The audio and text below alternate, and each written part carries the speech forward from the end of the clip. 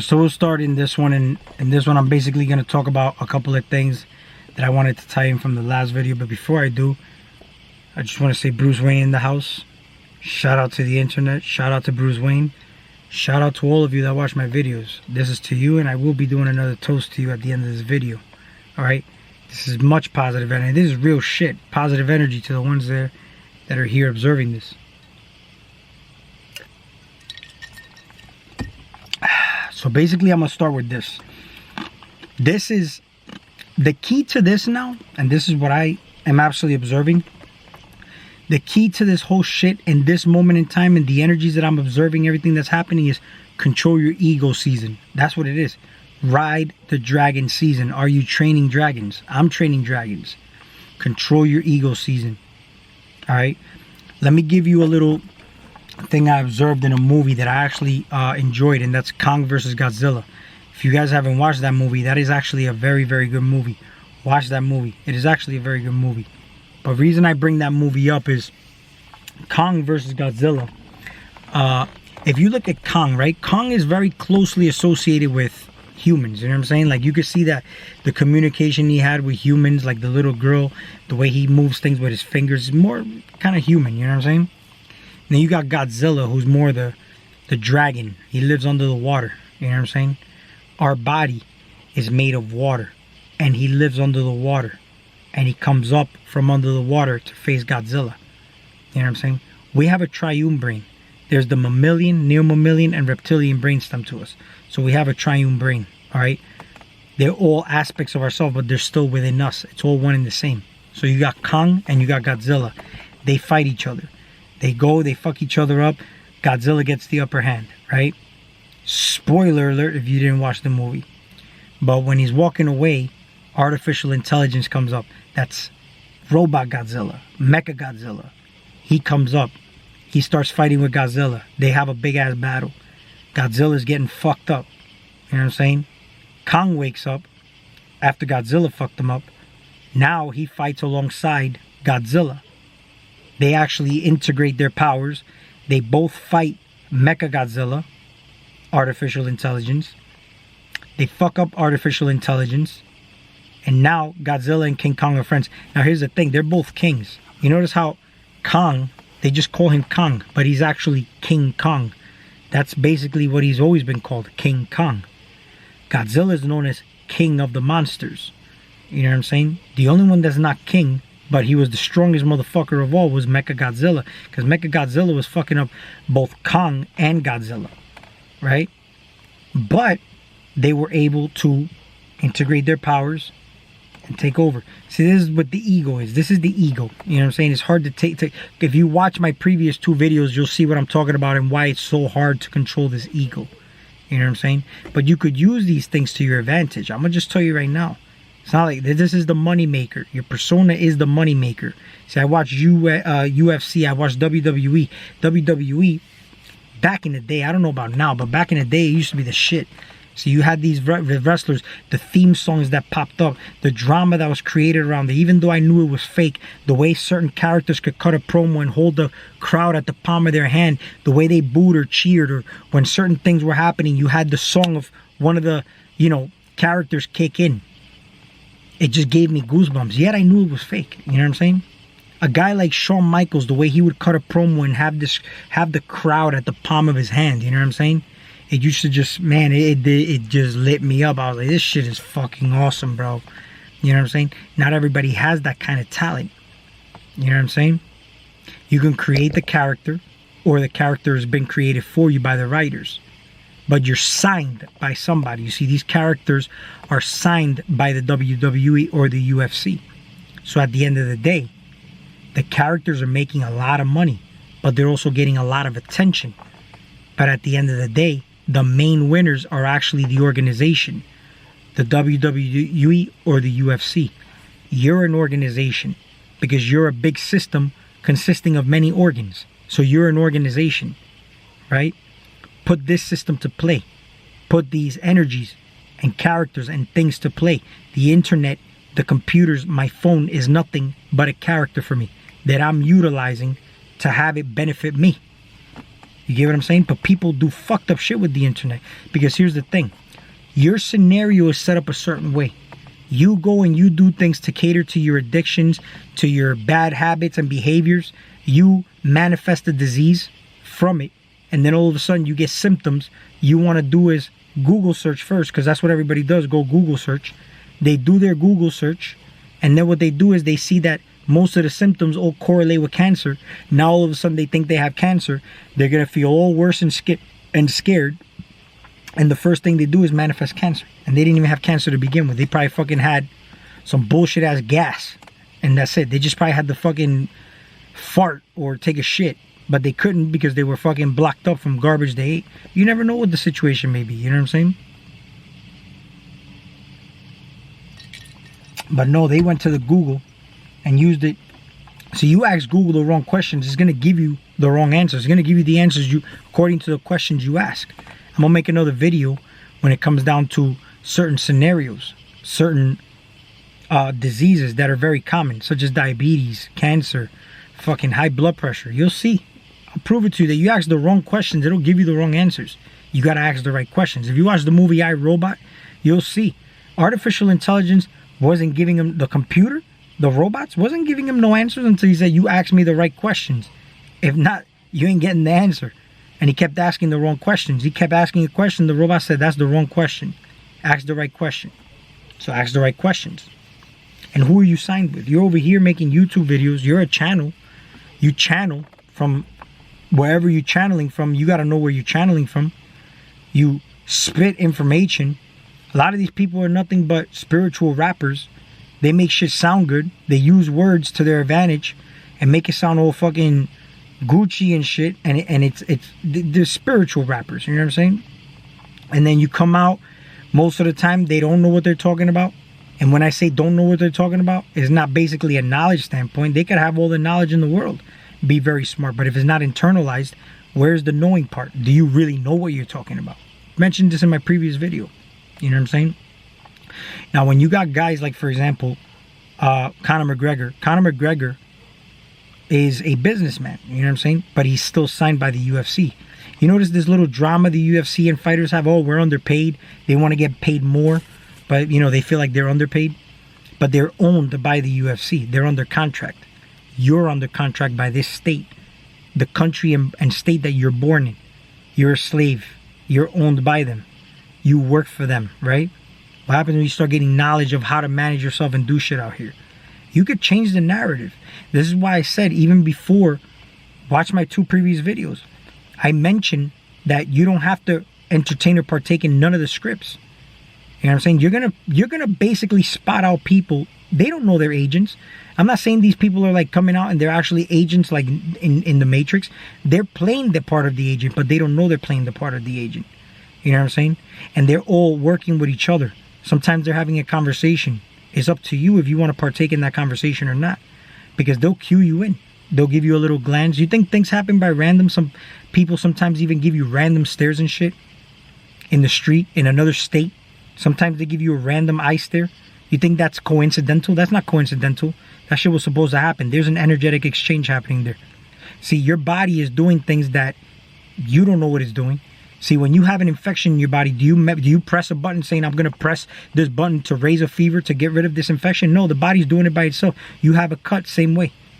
But then again, you influence the body based on your stupidity. Sometimes you may get stressed out or scared about certain things and you actually release unhealthy chemicals in the body and you actually poison your own self. You know what I'm saying? You do this with information. You do this, like I said, with how you use the internet. I have a symptom, this and that, and then all of a sudden the computer tells you have cancer. You believe it and you most likely will manifest cancer because of it. You know what I'm saying? You can't sleep. You're all anxiety. You're stressed out. You go to the doctor. They put you on medication and on drugs. Then you want to criticize people who do drugs like weed or cocaine or alcohol or cigarettes or whatnot. But you're no different than these junkies because you're on drugs too. If you're on medication, you're on drugs. Because you see, these people do drugs based on who they buy. They buy from their dealer. The dealer has a guy, a connect, a plug. And these are the guys that give them a cut from the drugs they sell, right? What do you think happens with doctors? They give you the drugs, they get a cut from Big Pharma. You know what I'm saying? So you're on drugs too. And when you stop taking these drugs, You're supposed to heal from the drugs, right? Why is it that you have to keep going to get more medication? You have to keep re-upping on your medication, right? Reloading the medication. And what happens when you stop taking it? You feel worse, or you go back to the way you felt originally. What is that? You became dependent on the drug. No different than when a druggie or a junkie has withdrawals, right? But that'll be for another video, which I'll go deep into that also. Because everybody, if you're on medication, you're on fucking drugs, man. So don't judge nobody who's doing drugs or doing anything out here, drinking alcohol. Shout out to, the internet. Shout out to Bruce Wayne. This is Red Wine. Shout out to all of you. So anyway, here's the major thing with guys like Conor McGregor. Because Conor McGregor said, you need me. You need guys like me. And that's a fact. You know what I'm saying? The UFC needs guys like Conor McGregor. You see, Conor McGregor is the only UFC fighter that's been involved in the top 5 or 7 highest pay-per-view buys. You know what I'm saying? But here's the crazy thing, though. Aside from all that, he's gambling on himself in and of itself. Because here's the thing, though. Colby Covington did this, but nobody's paying attention to that. Nobody pays attention to that. Colby Covington was going to get cut from the UFC. But what happens when he started changing his character around? And he called himself Chaos, the reckless one. You know what I'm saying? He started becoming real disrespectful. Right? Now, it comes down to you backing it up in the octagon. Right? See, if you could perform after you spoke all that shit, you're going to make a lot of money.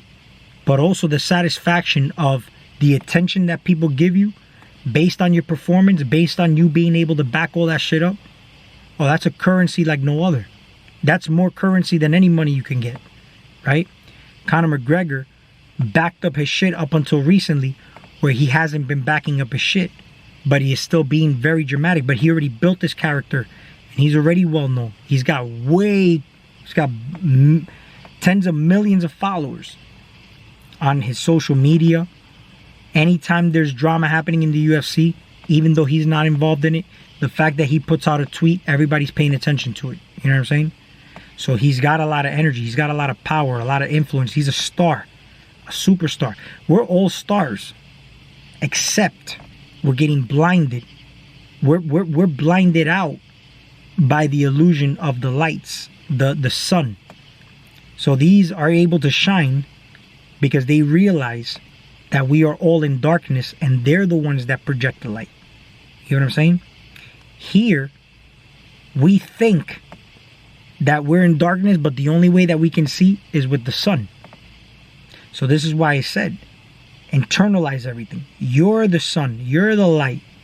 You're Jesus. You're the light of the world. How shine are you in this reality? You're a star, but are you a superstar? Are you an influential star? You know what I'm saying?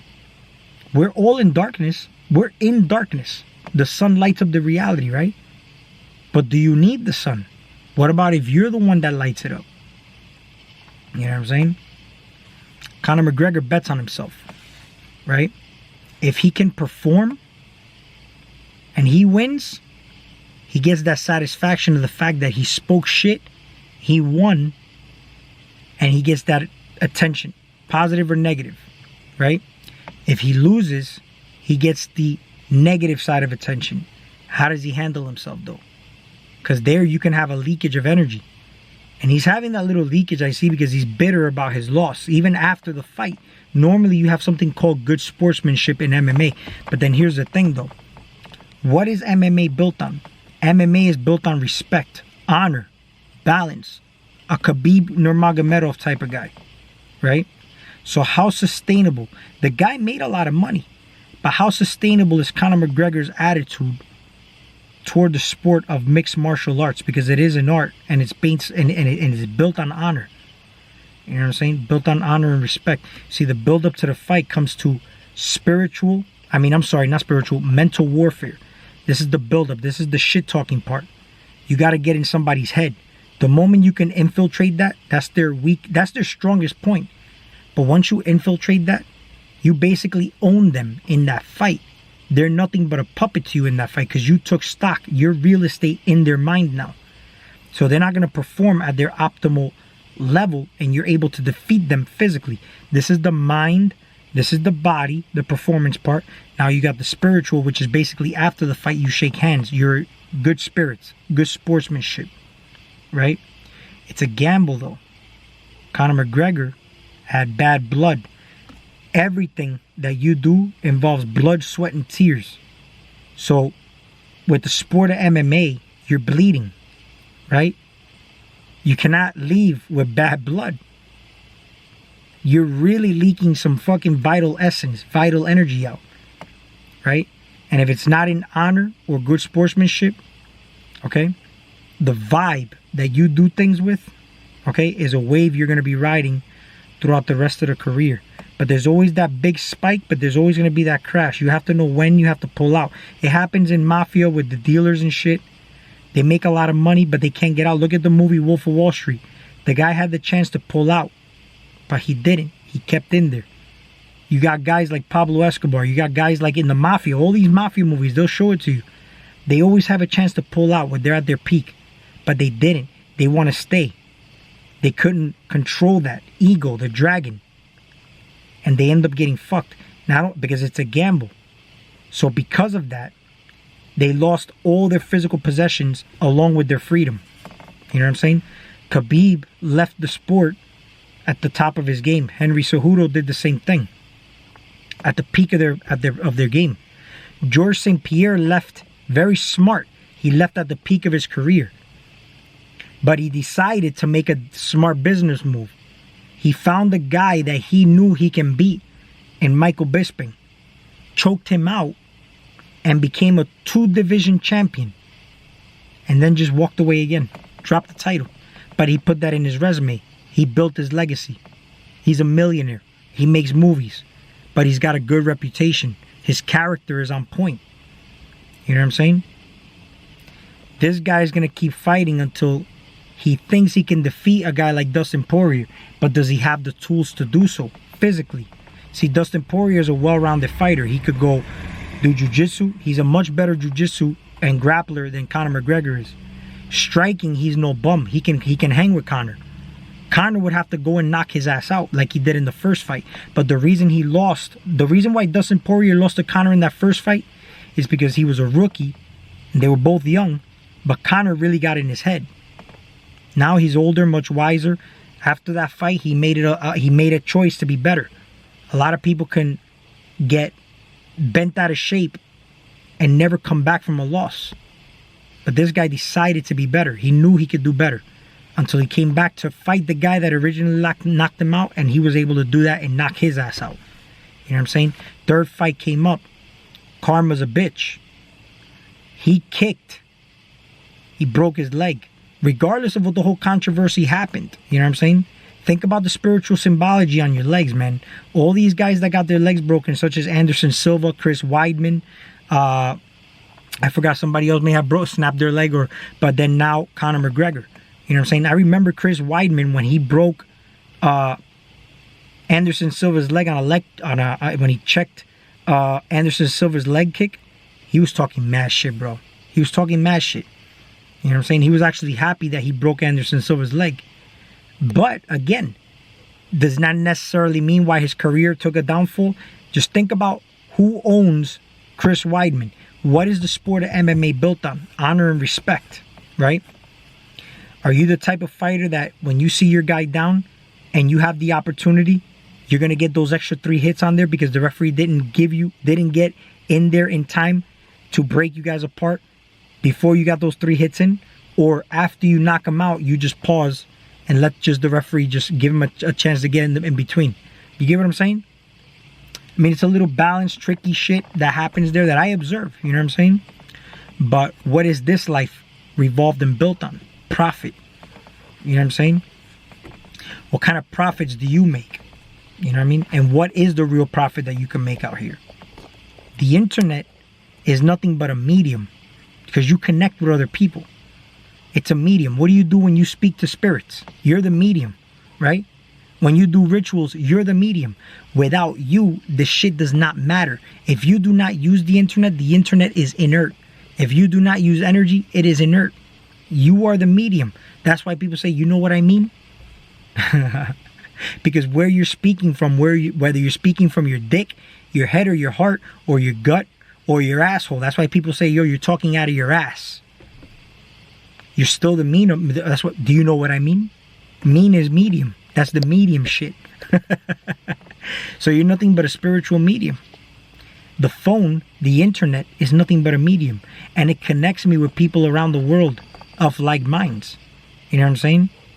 Now, whether I do certain things with it behind closed doors, like I mentioned in the previous video, whether it's watch a porn video or, you know, do some low vibrational shit, whatever it may be. I mean, that's basically a decision that you made. Nobody's telling you go do that. You made that decision to do that. Now you have knowledge of the fact that the internet is watching you, but you're basically watching yourself doing everything. Because beforehand, it's a thought. You're seeing yourself do it. Whether you entertain the thought or not, it's on you. You take a gamble, right? What are you getting in return for that gamble though? Could you handle what happens afterwards? If you're a troll, you better believe you're going to have some type of trolls trolling you back. You know what I'm saying? Because you're in that energy wave. What's their original intent? I remember when I first started my YouTube channel, I used to watch guys, you know, like Young Pharaoh and whatnot. And Young Pharaoh's channel got taken down because you could clearly see the energy that he was in the beginning to where it shifted to. You know what I'm saying? He's always talking about people slandering his name and shit like that.